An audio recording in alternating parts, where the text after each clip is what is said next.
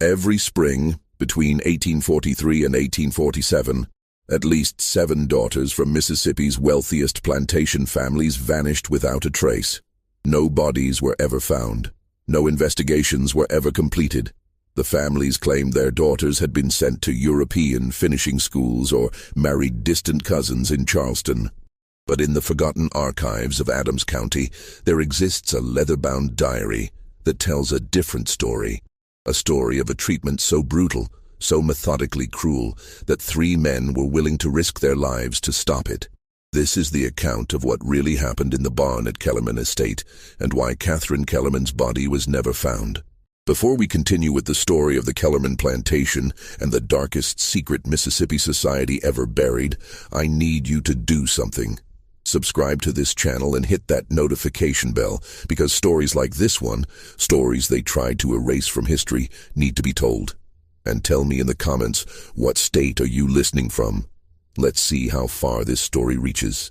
The truth about Catherine Kellerman's fate began with her mother's obsession, but it ended with a revelation that would shake the foundations of Mississippi's elite society. Natchez, Mississippi, in the spring of 1843, stood as a monument to Southern prosperity and carefully maintained appearances. The city's plantation families competed not just in cotton yields and land holdings, but in the perfection of their bloodlines, the elegance of their daughters, and the absolute control they wielded over every aspect of their domain. Along the bluffs overlooking the Mississippi River, mansions rose like white temples, each one proclaiming its owner's superiority through Greek columns and manicured gardens that required dozens of enslaved hands to maintain. The Kellerman estate occupied nearly 4,000 acres of prime cotton land, 15 miles northeast of Natchez proper.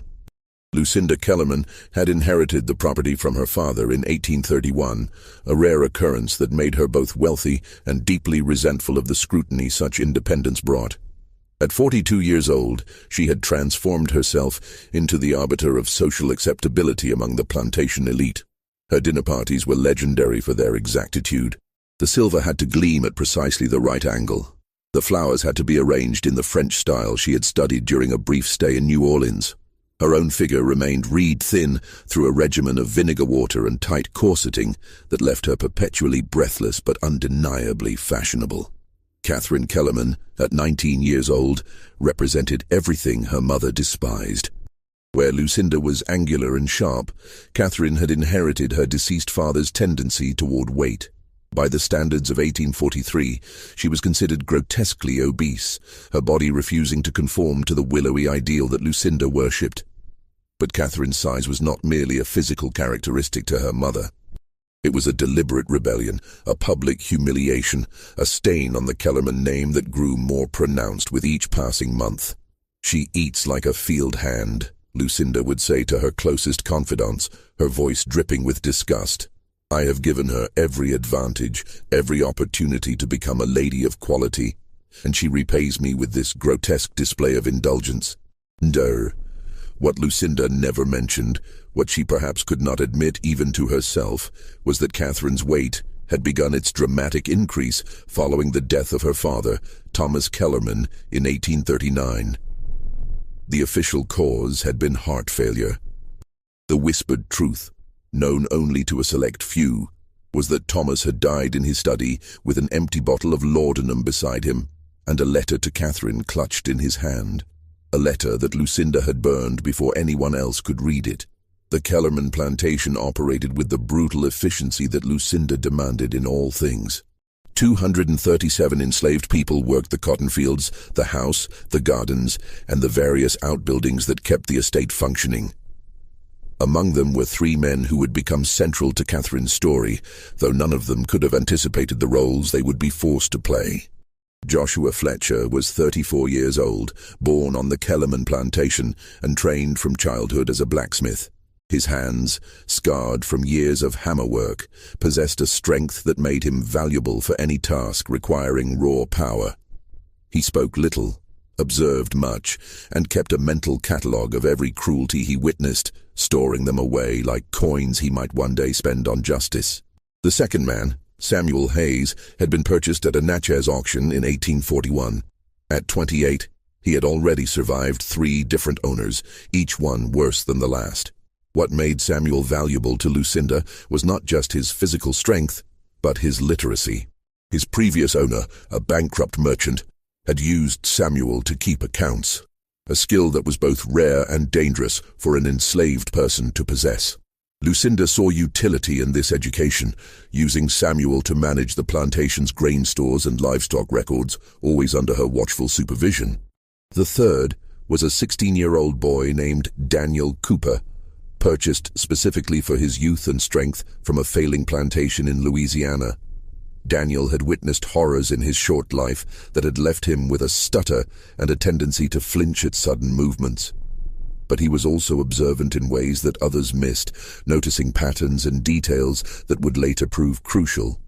The barn where Catherine's story would unfold stood at the eastern edge of the main property, a massive structure built in 1820 to store cotton bales before they were transported to the river. By 1843, a newer warehouse had been constructed closer to the water, and the old barn had been relegated to grain storage and equipment repair. It was isolated from the main house by a grove of live oaks, invisible from the mansion's windows, a perfect place for activities that required discretion. Lucinda's diary, discovered decades later in a false bottom of a trunk, reveals the exact moment when her plan took shape. The entry, dated March 15, 1843, reads, "Today I observed the Ashworth girl, once a plump and unmarriageable creature, now transformed into a vision of delicate beauty. Mrs. Ashworth confided in me the method of this miraculous change. Labor. Constant, unrelenting physical labor. The body, when pushed beyond its limits, consumes itself. It burns away the excess, revealing the form that God intended. Why should this remedy be available only to the Ashworths? Why should my own daughter remain a monument to gluttony when salvation is so simple? I have the means. I have the place. I have the workers who will obey without question. Catherine's transformation begins tomorrow." What Lucinda did not write, but what would later become clear, was that Margaret Ashworth's transformation had come at a terrible cost. The girl had developed a persistent cough that no doctor could cure. Her hands shook constantly. Her eyes held a vacant quality that suggested something fundamental had broken inside her. But she was thin, and in Lucinda Kellerman's world, that was all that mattered. The social structure of Natchez society in 1843 operated on layers of secrets and silent agreements. Everyone knew things they pretended not to know. Everyone saw things they agreed not to see. This conspiracy of silence was not passive, it was actively maintained through careful social engineering. To question another family's private business was to invite questions about one's own. To express concern for a daughter's welfare was to suggest that one's own methods of child-rearing might be suspect. The system protected itself through mutual complicity. Lucinda Kellerman had built her reputation on understanding and exploiting these unspoken rules. She knew exactly how far she could push the boundaries of acceptable behavior before crossing into scandal. She knew which families would ask no questions, which doctors would provide certificates of health without examination, which ministers would preach about the virtue of discipline without specifying its methods. On March 16, 1843, Lucinda summoned Joshua, Samuel, and Daniel to the main house. It was unusual for field workers to be brought into the parlor, and the 3 men stood uncomfortably among the fine furniture and delicate china, acutely aware that their very presence violated the careful boundaries that kept the plantation's dual realities separate. "Gentlemen," Lucinda began, her voice carrying the false warmth she used when giving orders she expected to be obeyed without question. "I have a special task for you. My daughter Catherine requires physical rehabilitation. She has become weak and indolent, unsuited for the duties that will one day befall her as mistress of this estate. You will oversee her daily labors in the East Barn.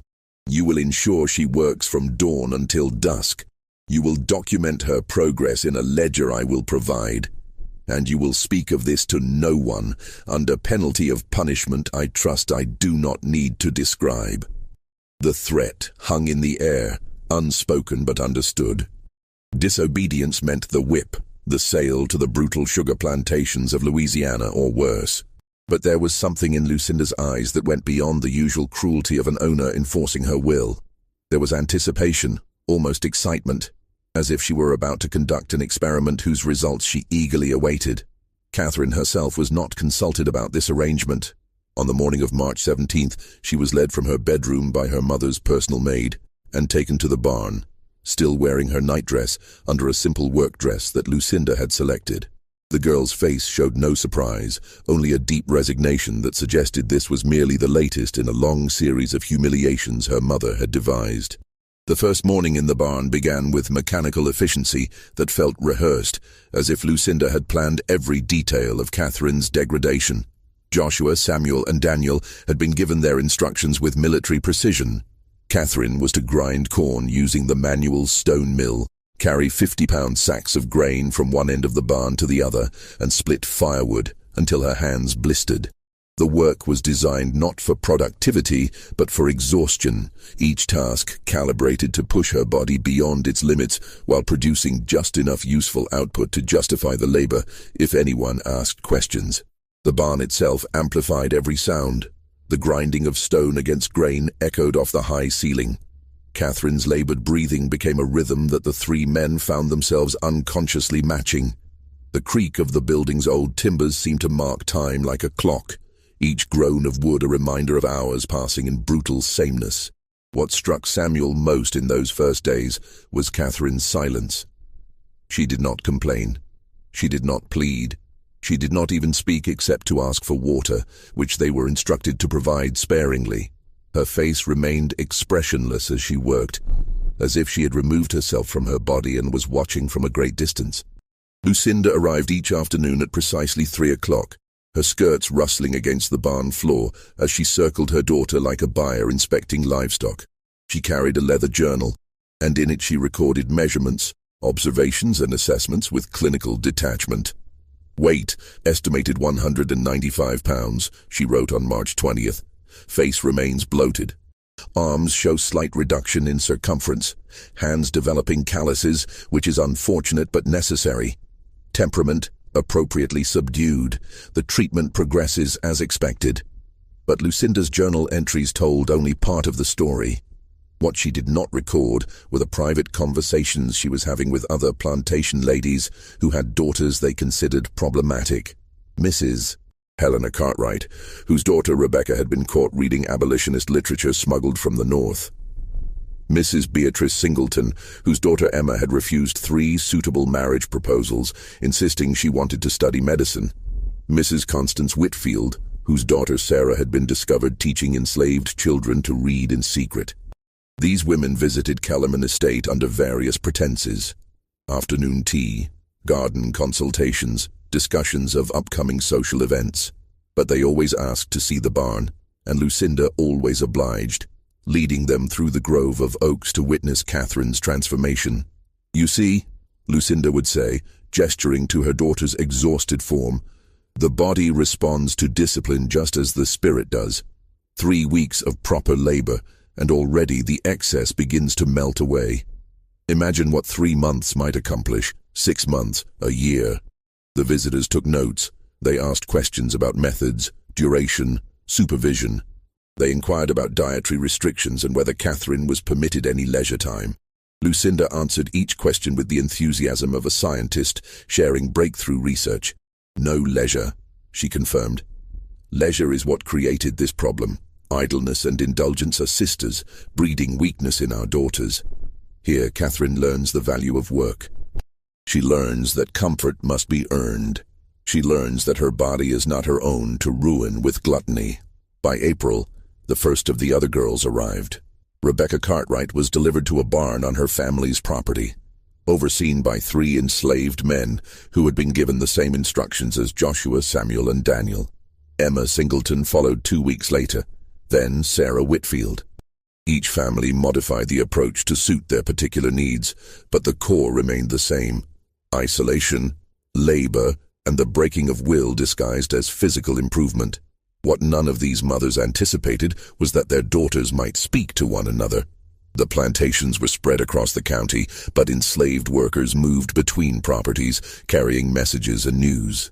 Daniel, who was sometimes sent to deliver grain to neighboring estates, began to notice a pattern. Barns that had been used for storage were suddenly off limits. Young white women who had been fixtures at social gatherings were suddenly absent, their mothers explaining they were unwell or visiting relatives. "There are others," Daniel whispered to Samuel one evening as they secured the barn for the night. "I seen them.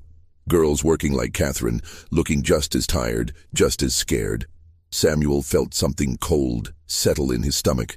What they were witnessing was not an isolated act of cruelty. It was a system, carefully constructed and expanding. Inside the barn, something unexpected was happening to Catherine. The work was brutal, designed to break her, but it was also the first time in years she had been away from her mother's constant scrutiny and criticism. In the barn, she was simply a body performing tasks. There were no mirrors to reflect her failure to meet impossible standards. There were no dinner parties where she was displayed as evidence of her mother's disappointment. And there were Joshua, Samuel, and Daniel who treated her with a careful respect that surprised her. They did not mock her size. They did not comment on her appearance. When she struggled with a particularly heavy load, Joshua would quietly position himself to take some of the weight without making it obvious. When her hands bled from the rough wood, Samuel brought clean rags and showed her how to wrap them to prevent infection. When she stumbled from exhaustion, Daniel caught her and steadied her without judgment. The first time Catherine spoke beyond requesting water was on April 8th, 6 weeks into her confinement. She was resting during the brief noon break, and Joshua was repairing a piece of equipment nearby. "Do you hate me?" she asked quietly. Joshua's hands stilled on the tools. He did not look at her directly, knowing such eye contact could be seen as insubordination if anyone observed them. "No, miss," he replied carefully. "You should," Catherine continued. "I am everything you should hate. The daughter of your owner, living in comfort while you suffer. I would hate me." Joshua chose his words with the caution of a man who knew that honesty could cost him his life. "Hate takes energy, miss. Energy better spent on surviving." It was a simple statement, but it opened something in Catherine. For the first time, she began to see the three men not as extensions of her mother's will, but as human beings trapped in the same cruel system, albeit in profoundly different ways. The conversations grew longer, always conducted in careful whispers during breaks or in the early morning before Lucinda's inspection. Catherine learned that Joshua had a wife and 2 children living in the quarters, that Samuel had once lived in a city and could read and write better than most white men, that Daniel dreamed of the freedom he might never experience. In turn, the men learned about Catherine's life in the mansion, which was its own form of imprisonment, the endless rules about deportment and dress, the constant criticism of every bite of food, every word spoken, every breath taken, the isolation from other young people her age because her mother deemed her too shameful to be seen. "She wants me to disappear," Catherine said one morning in May. "She wants the daughter she imagined, not the one she has. I think she hoped this work would kill me, so she could tell people I died of a wasting disease and finally be rid of her embarrassment." Samuel, who had been listening while pretending to organize grain sacks, felt a chill at these words, because he had begun to suspect something similar. Lucinda's visits had become less frequent, but when she came, she seemed disappointed rather than pleased by Catherine's survival. The girl was losing weight, yes, but she was also growing stronger from the labor. Her arms showed muscle definition. Her breathing had become easier. She was not wasting away as Lucinda had perhaps hoped. She was adapting. The diary entries from Lucinda Kellerman's journal grew darker as spring turned to summer. Her clinical observations gave way to frustration, then to a cold calculation that suggested she was considering more extreme measures. June 3rd, 1843. Catherine persists in her corpulence despite the rigors of labor. Weight reduction minimal. Perhaps the rations must be further restricted. Perhaps the work must extend into the night hours. The Cartwright girl has shown marked improvement, I am told. Why should Catherine be different? What Lucinda did not know was that Joshua had been supplementing Catherine's meager rations with food from the quarters. Not much, just enough to keep her from the dangerous malnutrition that was making the other girls sick. He did this at great personal risk, sharing portions that his own family needed, because he had begun to see something in Catherine that reminded him of his own daughter. A fundamental innocence, a desire to be seen as human, rather than object. But there were other changes happening, subtle shifts in the dynamic within the barn that none of them had anticipated. Catherine and Joshua had begun to speak more freely during the long hours of work. What started as brief exchanges about tasks evolved into conversations about life, hope, and the absurdity of a world that valued some lives over others based on skin color or body shape. "Your mother would have me whipped for looking at you directly," Joshua said one afternoon as they worked together to move a broken piece of equipment. "But here, in this barn, working side by side, what is the difference between us? We both bleed. We both tire. We both want freedom from the things that bind us." Catherine had never considered the parallel before. Her imprisonment was different from Joshua's, certainly, but it was still imprisonment. She could not leave the barn. She could not make choices about her own body or her own life. She existed only as a problem to be solved, a defect to be corrected. The first time they touched with intention rather than accident was in late June. Catherine had been lifting a sack of grain when her strength failed and she stumbled. Joshua caught her, and for a moment they stood close enough to feel each other's breath. Neither moved away. The air between them seemed to thicken with possibility and danger in equal measure. "We should not," Catherine whispered, but she did not step back. "No," Joshua agreed. "We should not." Yet neither of them moved. In that barn, isolated from the world, they had created a space where the rules of plantation society seemed distant and negotiable. What happened next was inevitable, perhaps, or perhaps it was a choice they both made, knowing the consequences but choosing connection over safety. Their relationship developed in stolen moments, always with Samuel and Daniel serving as unwitting guards, warning them if anyone approached. What began as comfort evolved into something deeper, a genuine affection that transcended the impossible circumstances of their situation. But secrets have a way of revealing themselves, and by mid-July, both Samuel and Daniel knew what was happening. Neither spoke of it directly, but they adjusted their positions to provide more privacy, created tasks that required Catherine and Joshua to work in the back corner of the barn, turned their attention elsewhere during the brief moments when the two sought each other's company. "This will end badly," Samuel said to Daniel one evening after Catherine had been returned to the main house and Joshua had left for the quarters. "There is no version of this story that ends well." Daniel, who at 16 understood the world's cruelty in ways that should have been beyond his years, nodded slowly. "Maybe, but maybe they deserve some happiness, even if it is brief. Maybe that is all any of us get." Lucinda, consumed with her expanding operation of rehabilitation barns across the county, failed to notice the change in her daughter. She was too busy documenting her methods, corresponding with interested families as far away as Alabama and Georgia, and calculating the profit she might derive from offering her expertise as a consultant on reforming wayward daughters. Her journal from July 12th reveals her ambitions. "Interest in the treatment methodology has exceeded all expectations. Mrs. Patricia Rutherford from Mobile has written requesting a detailed protocol. She has a daughter who insists on painting rather than focusing on suitable accomplishments. Mrs. Vivian Caldwell from Savannah inquires about outcomes, expressing concern about a daughter who has developed an unseemly interest in the family's financial affairs. The potential for expansion is considerable. Perhaps a published treatise on the subject. The correction of female indolence through measured labor would be an appropriate title." But while Lucinda planned her empire of cruelty, Catherine's body was undergoing a change that had nothing to do with weight loss. By early August, she began experiencing morning sickness. At first, she attributed it to the poor food and constant exhaustion. But when her monthly courses failed to arrive, she understood what had happened. She told Joshua first, during a quiet moment when Samuel and Daniel were occupied at the far end of the barn. "I am with child," she whispered, her hand instinctively moving to her stomach. "Your child." Joshua's face went through a series of expressions. Shock, fear, and then a tenderness that made Catherine's eyes fill with tears. But they both knew what this meant. A pregnancy would be impossible to hide. When Lucinda discovered it, the consequences would be catastrophic. "They will kill you," Catherine said, her voice breaking. "My mother will have you killed for this, perhaps all three of you, to ensure no one speaks of it." Joshua took her hands in his, a gesture so dangerous and so necessary that neither cared who might see. Then we have time to plan. We have time to find a way out of this.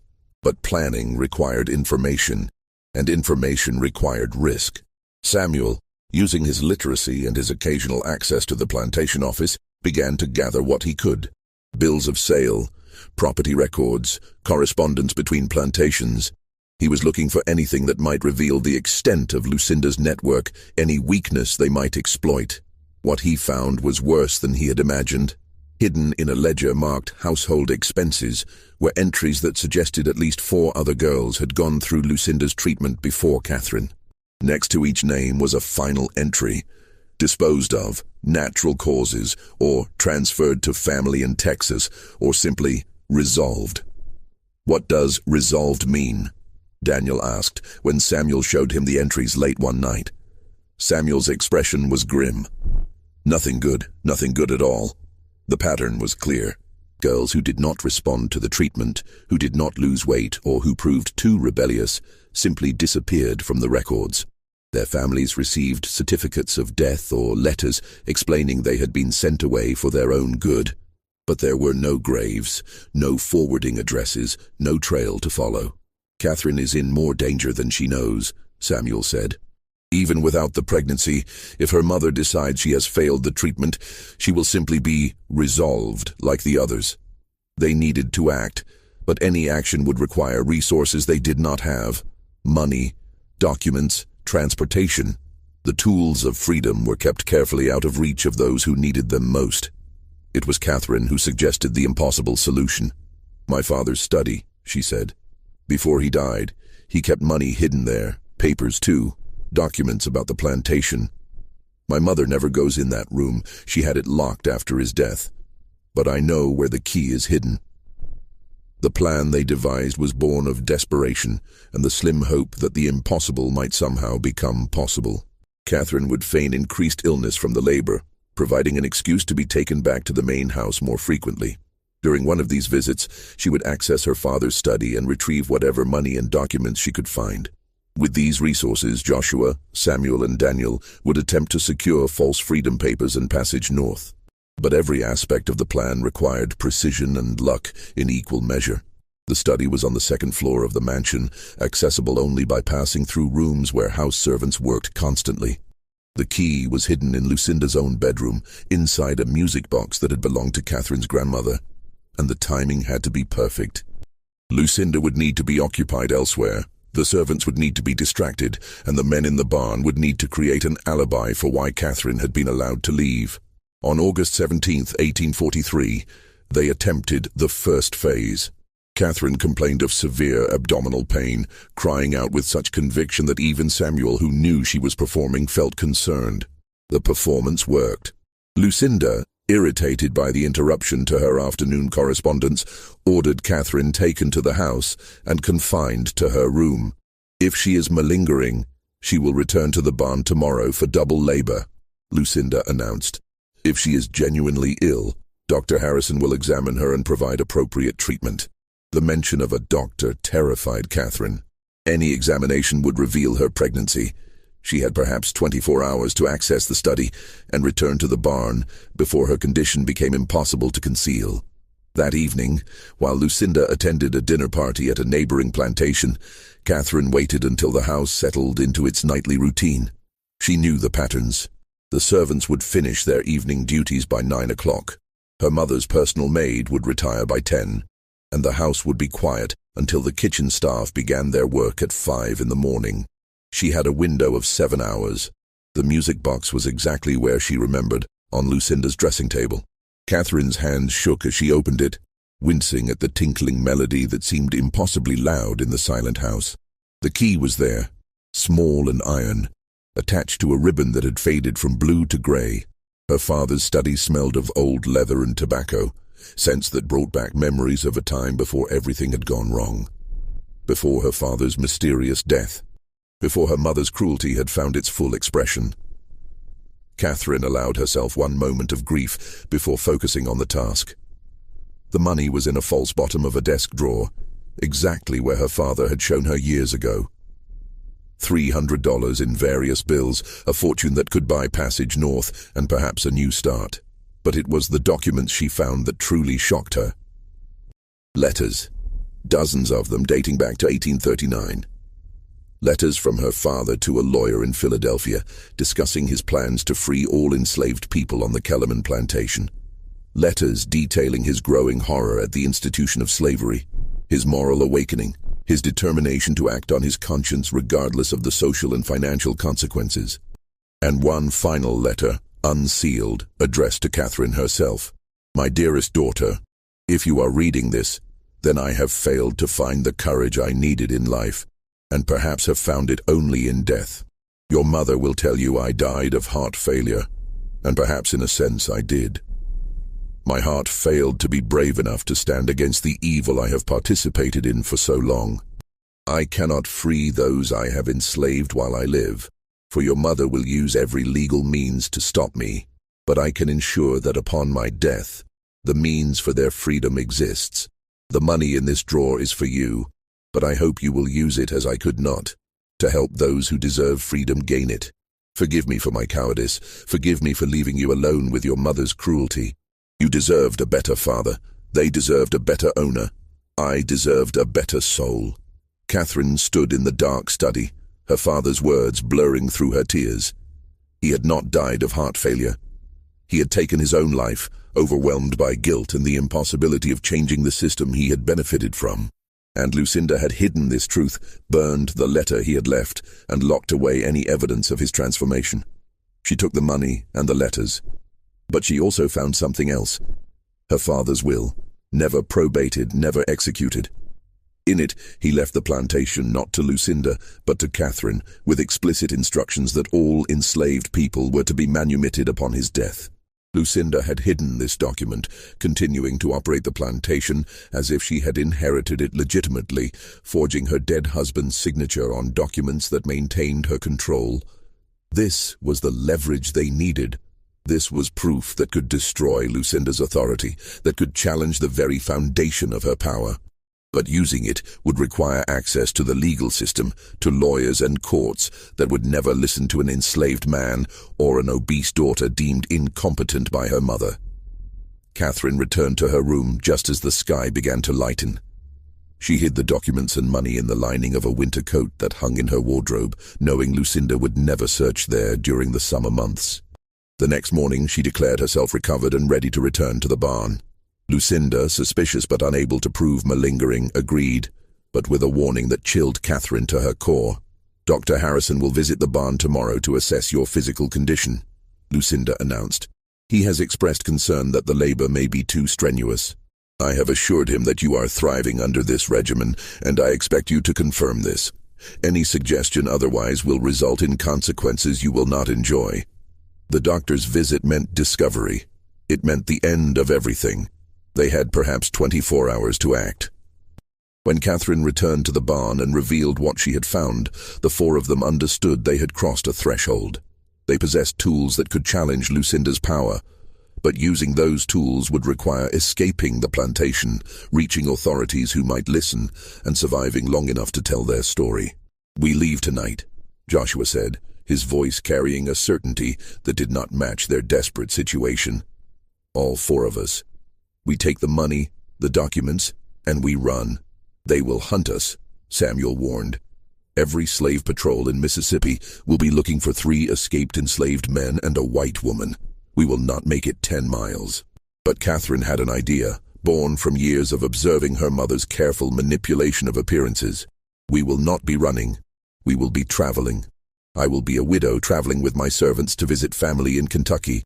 The money will pay for travel documents from a forger in Natchez. My father's letters will prove my identity if questioned.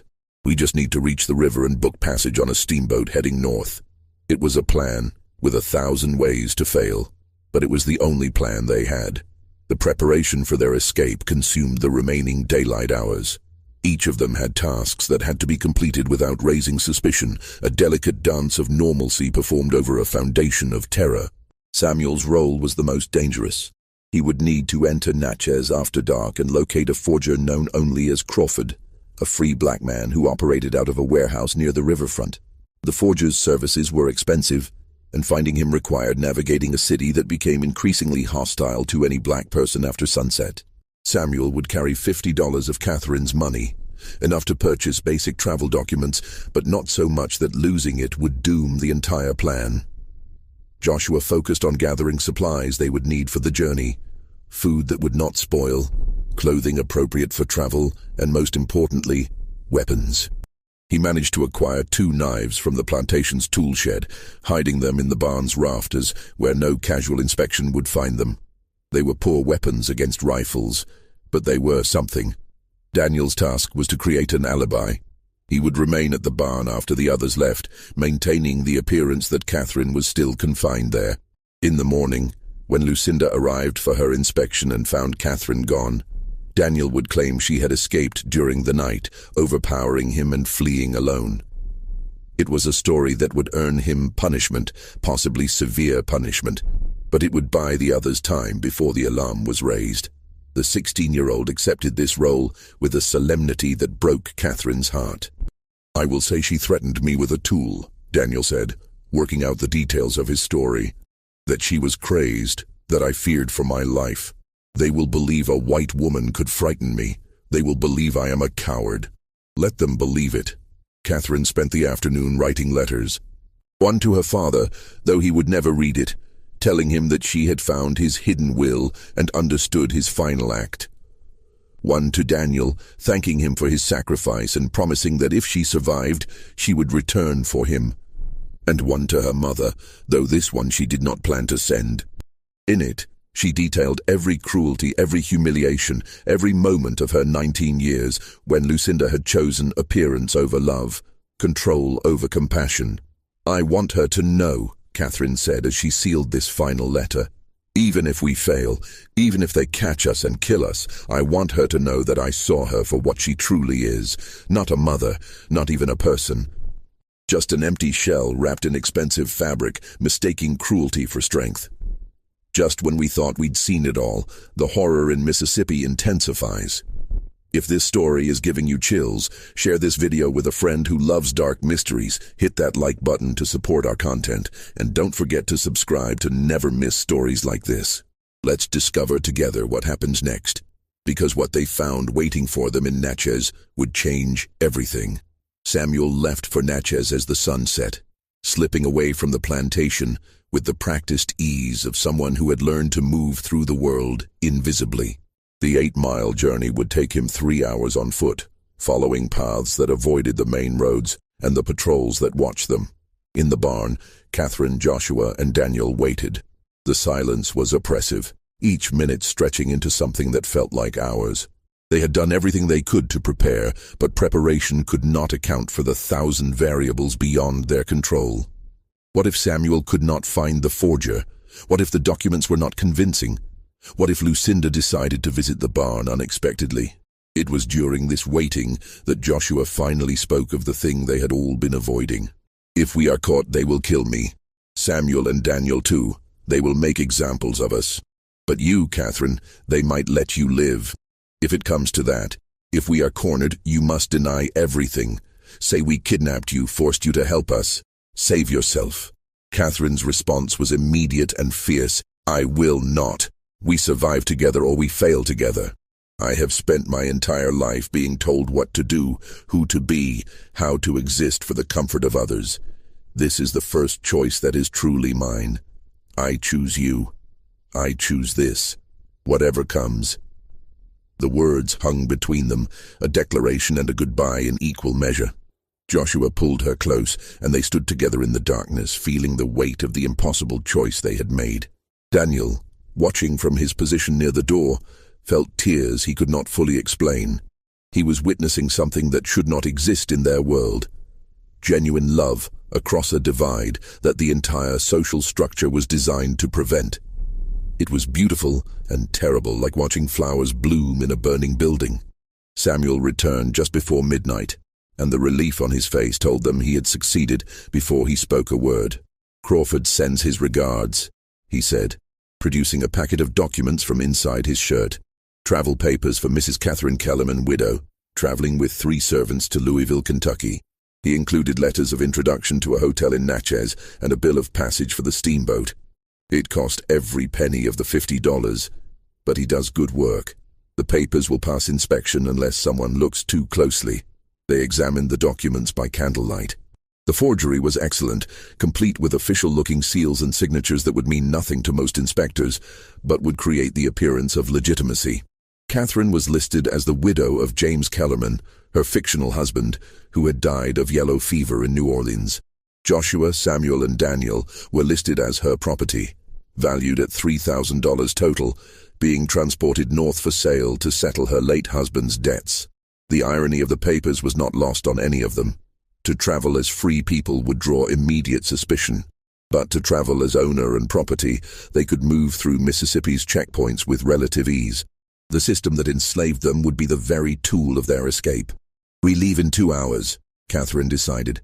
"The roads will be quietest between 2 and 4 in the morning. We walk to Natchez, staying off the main road. At dawn, we present ourselves at the steamboat office as travelers who arrived late and seek passage on the earliest boat heading north." The plan was sound, but as they prepared to leave, Daniel's voice stopped them. "Miss Catherine, there is something you should know. Something I seen but did not speak of until now." They turned to him, and the boy's face showed a fear that went beyond their immediate danger. "The other girls," Daniel said slowly. "The ones in the barns on other plantations. I was told to deliver grain to the Cartwright place last week. The barn there where Miss Rebecca was kept, it was empty. Not just empty of her, but cleaned. Scrubbed clean like someone was erasing evidence. I asked one of the Cartwright workers what happened to the girl. He would not say, but he looked at me with such pity. That kind of look, it means only one thing." The implications settled over them like a shroud. Rebecca Cartwright, the first of the other girls to undergo Lucinda's treatment, was gone. Not transferred, not sent away. Gone in a way that required a barn to be scrubbed clean of evidence. "How many?" Catherine whispered. "How many others?" "I do not know for certain," Daniel admitted. "But I seen 3 barns that have been emptied and cleaned. Cartwright, Singleton, and Whitfield. All of them started after your mother visited. All of them ended the same way." Catherine felt bile rise in her throat. Her mother had not just been experimenting on her. She had created a system that was murdering young women across the county, all in the name of physical perfection and social acceptability. And the families, desperate to correct their daughters' perceived flaws, had been complicit in their deaths. "We cannot just save ourselves," Catherine said, her voice shaking with rage and grief. "We have to expose this. All of it. The treatments, the deaths, everything." But Joshua shook his head, his expression pained. "Catherine, if we try to expose this before we are safe, we will die before anyone listens. We have to survive first. We have to reach people who have the power to investigate. Then, and only then, can we bring justice." He was right, and Catherine knew it. But the knowledge that they were leaving Daniel behind, that other girls might be suffering even as they escaped, made her feel complicit in the very evil she sought to destroy. They gathered their meager supplies, the documents, the remaining money, the knives, and a small amount of food. Catherine took one last item, the letter she had written to her mother. She would not send it, but she would keep it, a record of everything Lucinda had done. The goodbye to Daniel was brief, because anything longer would have broken them all. The boy stood at the barn door, and Catherine embraced him, this child who was sacrificing his safety for theirs. "I will come back for you," she promised. "When we are safe, when we have the power to act, I will come back." "You will not be forgotten," Daniel nodded, unable to speak. He watched as the 3 of them slipped into the darkness, disappearing into the grove of live oaks that had hidden so many of the barn's secrets. The walk to Natchez took 4 hours, not 3. They moved slowly, stopping frequently to listen for patrols or other travelers. The night was moonless, which helped conceal them but made the path treacherous. Catherine, unaccustomed to walking long distances, struggled to keep pace, but she pushed forward, driven by terror and determination in equal measure. They reached the outskirts of Natchez just as the sky began to lighten. The city was already stirring. Early morning workers heading to the docks, shopkeepers opening their stores. Catherine used some of their precious water to clean her face and hands, trying to look like a respectable widow rather than a fugitive who had spent the night walking through the woods. The steamboat office occupied a prominent position on the waterfront, its windows already glowing with lamplight. Inside, a clerk sat behind a desk, reviewing manifests and passenger lists. He looked up as they entered, his expression shifting from professional courtesy to mild surprise as he took in the unusual party. A young woman, clearly gentry from her dress despite its rumpled state, accompanied by 3 enslaved men. "Good morning, madam," the clerk said, his voice carrying the careful neutrality of someone trained to serve the wealthy without question. "How may I assist you?" Catherine had rehearsed this moment in her mind 100 times, but now that it was here, her voice nearly failed her. She forced herself to meet the clerk's eyes, channeling every ounce of her mother's imperious confidence. "I require a passage to Louisville on your earliest departure," she said, placing the forged documents on the desk. "My servants and I have had a difficult journey, and I wish to complete our travels with all possible speed." The clerk examined the papers with professional thoroughness. Catherine's heart hammered so violently she was certain he could hear it. Behind her, Joshua, Samuel, and Daniel stood with heads appropriately bowed, playing their roles perfectly. "The Morning Star departs at 8 o'clock, the clerk said finally. "I can arrange a private cabin for you, madam, and quarters for your property in the cargo hold." "That will be acceptable," Catherine replied, though the word property made her stomach turn. She counted out the money from her purse, watching the clerk's expression remain neutral as he processed the transaction. "Welcome aboard the Morning Star, Mrs. Kellerman," he said, handing her the tickets. "May your journey be peaceful." They had done it. In less than 3 hours, they would be on a steamboat heading north, away from Mississippi, away from Lucinda, away from the barn, and everything it represented. Catherine allowed herself the smallest breath of hope, but as they left the office and walked toward the dock where the Morning Star was being loaded, Samuel touched her arm gently. "Miss Catherine," he whispered, "we are being watched." She followed his gaze to a man standing near the warehouse, dressed in the rough clothing of a river worker. But his posture was wrong, too alert, too focused on them specifically. As their eyes met, he turned and walked quickly toward the main street. "Slave catcher," Joshua breathed. He recognized something. "We need to board immediately." They hurried toward the gangplank, but moving quickly drew attention. Other workers began to notice, their conversations pausing as the unusual group passed. Catherine felt the weight of scrutiny, the questions forming in minds around them. The Morning Star's captain stood at the top of the gangplank, checking passengers against his manifest. He was an older man with a weathered face that had seen decades of river travel. His eyes narrowed as they approached. "Mrs. Kellerman?" he asked, examining her ticket. "You are traveling alone with 3 male servants?" "My husband recently passed," Catherine said, her voice steady despite her terror. "I am returning to family in Kentucky. These men are being transported for sale to settle debts." The captain's gaze moved to Joshua, then Samuel, then Daniel. Something flickered in his expression, a suspicion that Catherine could not identify, but could certainly feel. "Board quickly," he said finally.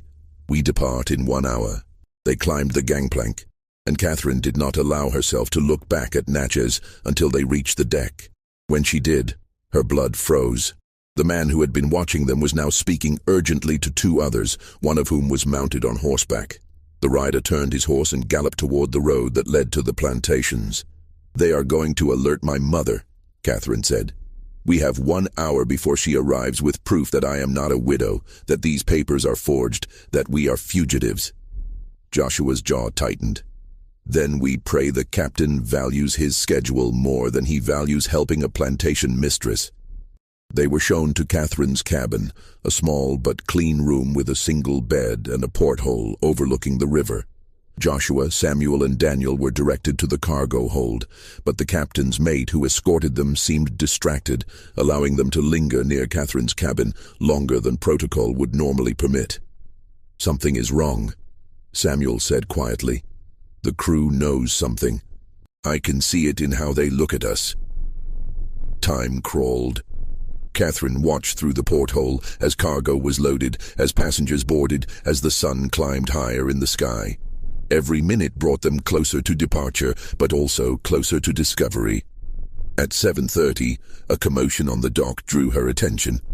Lucinda had arrived, and she had not come alone. Behind her carriage were 3 men on horseback, including the county sheriff, and a group of plantation workers armed with rifles. Catherine's mother descended from the carriage with terrible grace, her face a mask of cold fury. She approached the captain, and though Catherine could not hear the conversation, she could see her mother's gestures, imperious and demanding. The captain shook his head. Lucinda's voice rose, carrying across the water. "That girl is my daughter, and those men are stolen property." The captain allowed Lucinda aboard, a decision that sealed their fate. Catherine heard the footsteps on the deck, the voices growing louder, and she knew their hour of hope had expired. The door to her cabin burst open. Lucinda stood framed in the doorway, and behind her were Joshua, Samuel, and Daniel, held at gunpoint by the sheriff's men. "Did you truly believe you could escape?" Lucinda's voice was quiet, more terrifying than if she had screamed. "Did you think I would not know, that I would not find you?" Catherine stood, and for the first time in her life, she felt no fear of her mother, only rage. "I found Father's will. I know what you did. You stole the plantation, you forged documents, you built your empire on lies and murder." Lucinda's expression did not change. "Your father was a weak man who would have destroyed everything our family built. I did what was necessary." "You killed those girls," Catherine said. "Rebecca, Emma, Sarah, how many others? How many daughters died in those barns while you documented their suffering like a scientist studying insects?" For the first time, something flickered in Lucinda's eyes. Not remorse. Recognition that Catherine knew too much. "The treatment was sound," Lucinda said coldly. "Some subjects simply lacked the constitution to survive it. Their families understood. They were grateful for my discretion in disposing of the evidence. The casual admission of murder, the complete absence of conscience, was more chilling than any threat." Catherine understood then that her mother was not merely cruel. She was something beyond human feeling, a void wrapped in expensive silk. "You will return with me," Lucinda continued. "These men will be hanged for theft and assault. The documents you stole will be burned, and you will complete your treatment because you carry evidence of your shame in your very body." She knew. Somehow, Lucinda knew about the pregnancy. "Dr. Harrison examined your room this morning," Lucinda said, reading Catherine's expression. "He found certain evidence that suggested your condition. He confirmed my suspicions. So you see, my dear daughter, your situation is far worse than simple disobedience." Joshua lunged forward, but the sheriff's man struck him with a rifle butt, driving him to his knees. Blood ran from a cut above his eye. "Stop!" Catherine screamed. "I will go with you, just do not hurt them." "Oh, they will be hurt," Lucinda said. "They will be made examples. But first, they will tell me who else knows about your father's will, who else has seen these documents." It was Samuel who spoke, his voice clear despite his terror. "Many people know. We sent copies to lawyers in Philadelphia, to abolitionists in Boston, to newspapers in New York. Even if you kill us, even if you destroy Catherine, the truth is already spreading." It was a lie, a desperate bluff, but it was delivered with such conviction that Lucinda's certainty wavered for the first time. "You are illiterate slaves," she said, but her voice carried a thread of doubt. "You could not have. I can read and write better than most white men in this county," Samuel interrupted. "And I spent 3 weeks copying every document in your office while you planned your empire of torture. Every forgery, every false death certificate, every letter arranging the disposal of bodies. It is all documented, all sent north, all waiting to be published." It was not true, but in that moment, watching her mother's face transform from certainty to fear, Catherine understood what Samuel was doing. He was buying time, creating doubt, forcing Lucinda to consider consequences beyond her immediate control. The sheriff stepped forward, his expression troubled. "Mrs. Kellerman, if there is evidence of wrongdoing, if documents have been sent to authorities—" "There are no documents," Lucinda snapped. This slave is lying to save his worthless life. But Catherine saw the calculation in her mother's eyes. Lucinda was weighing risks, considering possibilities. If even a fraction of Samuel's claim was true, exposure would destroy not just her reputation, but her freedom. Murder could be concealed in Mississippi among the cooperative elite, but not if northern newspapers began asking questions. "Prove it," Lucinda demanded. "Show me evidence these documents were sent." Samuel met her gaze steadily. "The proof will arrive when the investigators do. Perhaps in weeks, perhaps in days, but it will come." The standoff held for a long moment. Then Lucinda made her decision. "Sheriff, take them all into custody. Lock them in the county jail until we can sort this matter properly. If documents exist, we will find them. If they do not, these men will hang for their lies." As they were led off the steamboat, Catherine caught Joshua's eye. In that glance, she saw goodbye. They both understood what county jail meant. It meant torture to extract confessions. It meant death, quick or slow depending on Lucinda's mood. But as they descended the gangplank, Catherine felt something shift inside her. She was 19 years old, pregnant, and about to be imprisoned by her own mother. Yet for the first time in her life, she had made choices that were truly hers. She had loved whom she chose. She had fought for freedom. She had witnessed courage in the face of impossible odds. The jail was a stone building that smelled of dampness and despair. They were separated immediately. Catherine was placed in a small cell with a barred window. Joshua, Samuel, and Daniel were taken to the lower level where enslaved prisoners were held. Lucinda visited Catherine that evening. She brought no food, no comfort, only cold assessment. "You have cost me considerably," Lucinda said. "The sheriff has questions. Other families are nervous about their own treatments. You have created complications." "Good," Catherine replied.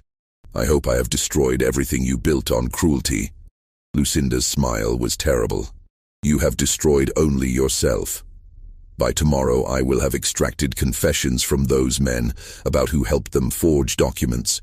By next week they will be dead and buried in unmarked graves. And you, dear daughter, will be returned to the barn until your unfortunate condition resolves itself. Dr. Harrison has agreed to supervise to ensure no complications arise." The implication was clear. The pregnancy would be terminated one way or another. Catherine would either survive the process or join the other girls who had been resolved. "You cannot keep doing this," Catherine said.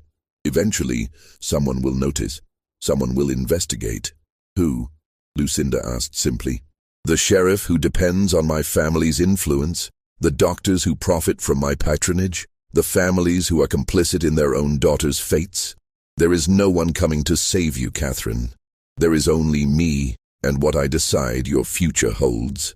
She left, and Catherine was alone with the darkness and the weight of her failure. 3 days passed in silence. Catherine heard nothing from Joshua, Samuel, or Daniel. The guards would not answer her questions. She was fed minimally, water and bread once daily, just enough to sustain life but not comfort. On the 4th day, Daniel appeared at her cell window. His face was bruised, one eye swollen shut, but he was alive. "Miss Catherine," he whispered urgently, "listen carefully. We do not have much time." "Where are Joshua and Samuel?" Catherine asked, gripping the bars. Daniel's expression told her everything before he spoke. "Joshua is gone. They took him 2 nights ago, said he was being transferred, but we both know what that means. Samuel is still alive, but barely. They have been questioning him." The grief was immediate and crushing. Joshua was dead. The father of her child, the man who had shown her what courage looked like, was gone. "I am so sorry," Daniel continued, tears streaming down his battered face. "But Samuel, before they hurt him too badly, he did something. He really did send a letter north. Not copies of all the documents like he claimed, but one letter to an abolitionist contact in Pennsylvania. He sent it weeks ago when he first suspected what your mother was doing. He told them everything. About the barns, the missing girls, all of it." Catherine's heart stuttered with desperate hope. "Will they come? Will anyone believe him?" "I do not know," Daniel admitted. "But Miss Catherine, you need to survive until they do. Whatever your mother plans, you need to endure it." Because if investigators come and you are dead, there is no one left to testify. You are the only witness who cannot be dismissed as a lying slave." He was right. Her survival was no longer just about herself. It was about justice for Rebecca, Emma, Sarah, and all the others.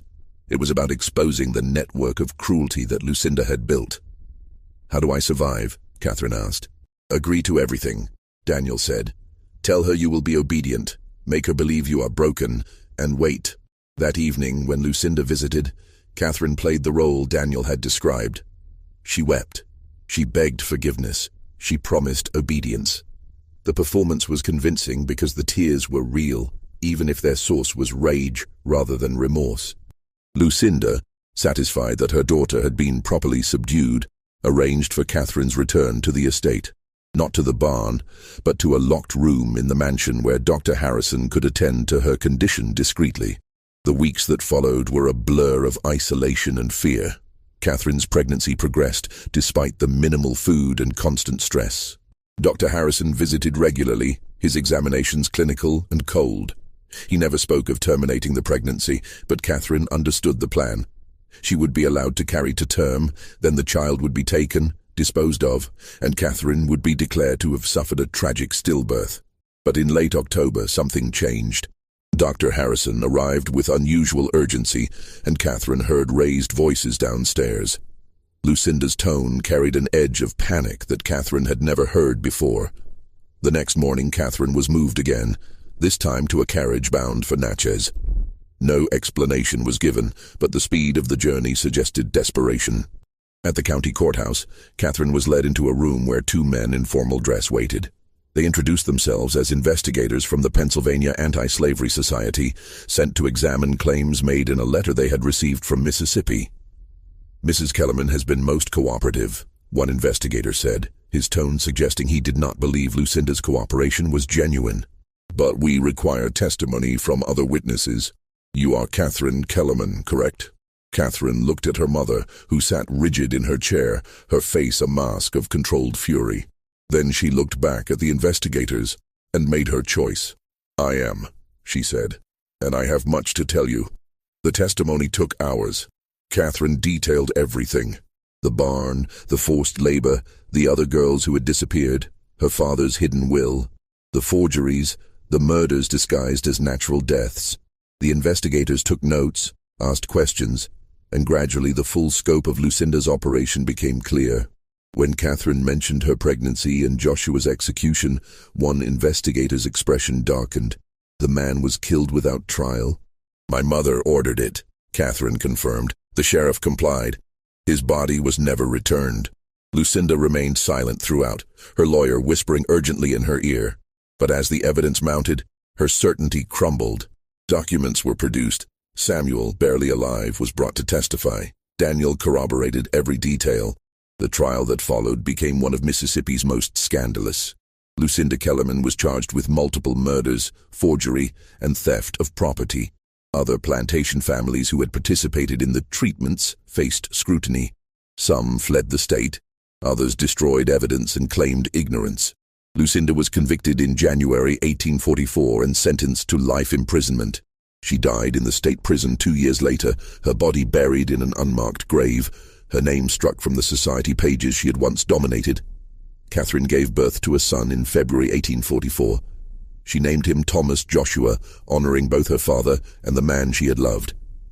Using her father's legitimate will, she inherited the Kellerman plantation and immediately began the process of manumission, freeing every enslaved person on the property. Samuel survived his injuries and remained on the plantation as a paid worker, helping Catherine manage the transition. Daniel, too, stayed, pursuing the education that had been denied him. Together they built something unprecedented, a Mississippi plantation operated without slave labor, run by people who had once been property. The barn where Catherine had been imprisoned was torn down in the spring of 1844. In the earth beneath its foundations they found remains. 7 sets of bones, buried in shallow graves. 7 girls who had not survived Lucinda's treatment. 7 daughters whose families had chosen to accept their deaths rather than question the methods that caused them. Catherine ensured each girl was properly buried, their names recorded, their stories told. Rebecca Cartwright, Emma Singleton, Sarah Whitfield, and 4 others whose identities took months to confirm: Abigail Henderson, Margaret Ashworth, Virginia Thorne, and Eleanor Pruitt. This mystery shows us that the greatest horrors are not supernatural, but human. They are born from obsession with appearance, from the devaluing of life, from systems that protect cruelty when it wears the mask of respectability. What do you think of this story? Do you believe everything was revealed? Leave your comment below. If you enjoyed this tale and want more horror stories like this, subscribe, hit the notification bell, and share with someone who loves mysteries.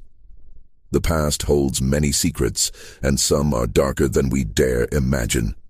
See you in the next video.